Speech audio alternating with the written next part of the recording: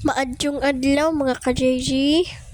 Tara, samahan niyo po kami. Papunta po kaming Igpalas. Sinundo po pala kami diyan ng papa ni Tito Al. Hindi po kami kasya kaya ang iba ay sumunod gamit ang motor. Sabi ni Tito Emert, para daw siyang model. O diba, feel na feel niya. Pagbigyan na lang natin at mukha namang may dating.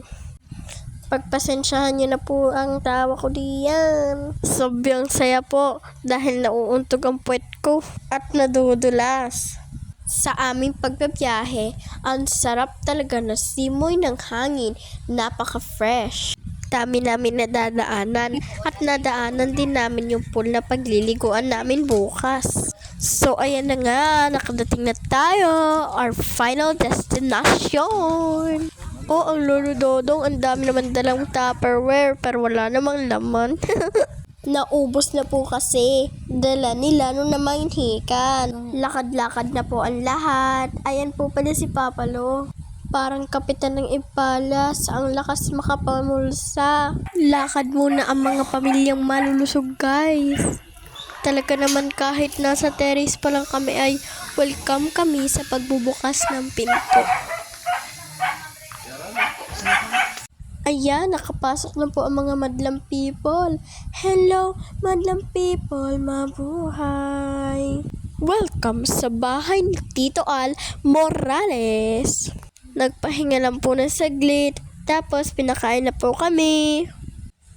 Siyempre, bago kumain, napag-bless na po lahat ng food, kaya lalantakan na. Meron po tayo diyang bisayang manok, chop suey, at pansit. Tsaka meron din po palang barbecue at bami. Ay, ang mga lola ko, nagsigandahan. Kain lang po kayo. Wala pong nakabantay. Ako lang po. Ang iba dyan ay tapos na kumain. Naghimagas na lang ng lansones, grapes. Nakaburp na sila, kaya pa cellphone na lang. Siyempre, pagkatapos magkainan sa pamilya, hindi talaga mawawala ang kwentuhan. At kasama na dun ang family history. Dumating tayo sa araling panlipunan. Getting to know each other pa mga yan. Parang nagliligawan pa lang po. Pero in fairness, napakabait talaga ng pamilyang Morales. Salamat po sa pagkaasikaso, pagpapatuloy, at paghahanda ng mga masasarap na pagkain.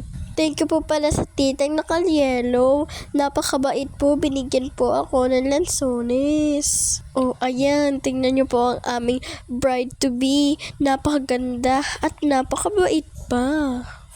Nag-aaral na maghugas at pagbalik ay magtuturo na naman. Habang napapahulas ay kantahan na muna. Gusto ko sana iparinig sa inyo kung gaano kaganda ang boses ni Jessa Saragosa. Kaso baka makopyright tayo, kaya wag na lang muna for today's video. Alam niyo po ba, habang nagkakantahan sila, napapansin ko si Lola Grace ay napakakabado.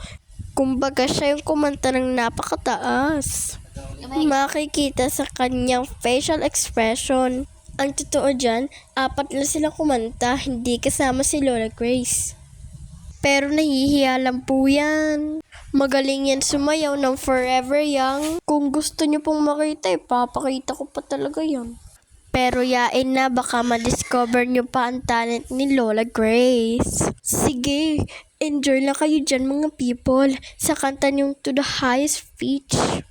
Hala, ang tawa ni Lola Grace ay hindi mapigilan. Pero sa totoo lang, masaya po talaga kami lahat diyan baka sa aming mga muka. So, yun lamang po for today's video. Salamat po sa panonood. Sa mga hindi pa po naka-like and share, please pa-follow na po ng page. Palambing naman po ng star. By the way, thank you for watching everyone. God bless us all.